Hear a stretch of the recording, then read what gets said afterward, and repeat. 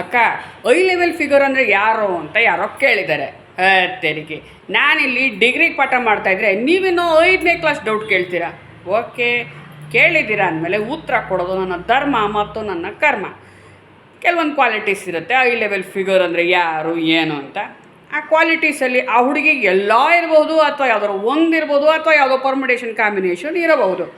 So hair it is, ಸಖತ್ beauty ಆಗಿರ್ತಾಳೆ. ನೋಡಿದ್ರೆ ಒಂದು ಸಲ ಇನ್ನೊಂದು ಸಲ ನೋಡಬೇಕು ಅನಿಸುತ್ತೆ. Without any makeup and filter, heroine ಥರ ಇರಬೇಕು. ಮಕ್ಕ ತೊಳೆದ್ರೆ ಫಳ ಫಳ ಫಳ ಫಳ ಅಂತ ಹೊಳಿತಾ ಇರಬೇಕು. ಪಾಯಿಂಟ್ ನಂಬರ್ 2, ಹುಡುಗಿ ಸಾಕತ್ ಬ್ರಿಲಿಯಂಟ್ ಆಗಿರಬೇಕು. ಡಿಗ್ರಿ, ಮಾಸ್ಟರ್ ಡಿಗ್ರಿ ಇರಬೇಕು. ಅವಳಿಗೆ ಎಲ್ಲೋದ್ರು ಲಕ್ಷ ಲಕ್ಷ ಸಂಬಳ ಬರುತ್ತೆ, ಅವಳ ಜೀವನ ಅವಳು ನಡೆಸ್ತಾಳೆ ಅನ್ನೋ ಥರ ಇರಬೇಕು. ಆವಾಗ ಹೈ ಲೆವೆಲ್ ಫಿಗರ್ ಅನ್ಕೋಬಹುದು. ಪಾಯಿಂಟ್ ನಂಬರ್ 3, ಹುಡುಗಿಗೆ ಒಳ್ಳೆ ಜಾಬ್ ಇದೆ, ಬ್ಯಾಂಕಲ್ಲಿದ್ದಾಳೆ, ಸರ್ಕಾರಿ ನೌಕರಿ, LICಲಿದ್ದಾಳೆ, ಅವಳಿಗೆ ಲಕ್ಷ ಲಕ್ಷ ಸಂಬಳ ಬರುತ್ತೆ. ಪಾಯಿಂಟ್ ನಂಬರ್ 4, ಅವರಪ್ಪ ಕಾಸ್ಪಾಟೆ, ಚೆನ್ನಾಗಿ ಕೊಟ್ಟು ಬಿಟ್ಟು ಮದುವೆ ಮಾಡಿಕೊಡ್ತಾನೆ, ಮಗಳಿಗೆ ಅಂತ ಅಪಾರ್ಟ್ಮೆಂಟ್ ಕೊಡಿಸ್ತಾನೆ, ಅಳಿಯಂಗೆ ಕಾರ್ ಕೊಡಿಸ್ತಾನೆ, ಇನ್ನೇನು ಬೇಕು. ಅಥವಾ ಅಪ್ಪ ಅಮ್ಮಂಗೆ ಅವಳೊಬ್ಬಳೇ ಮಗಳು, ಆಸ್ತಿಗೆ ಎಲ್ಲ ನಾಳೆ ಅವಳೇ ವಾರಸ್ದಾಳು.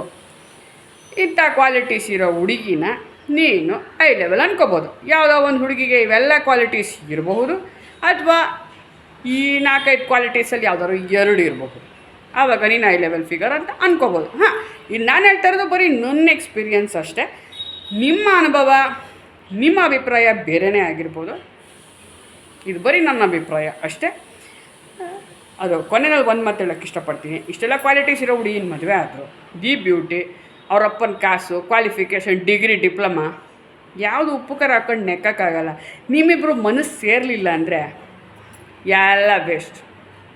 ಕ್ಲಿಯರ್? All clear.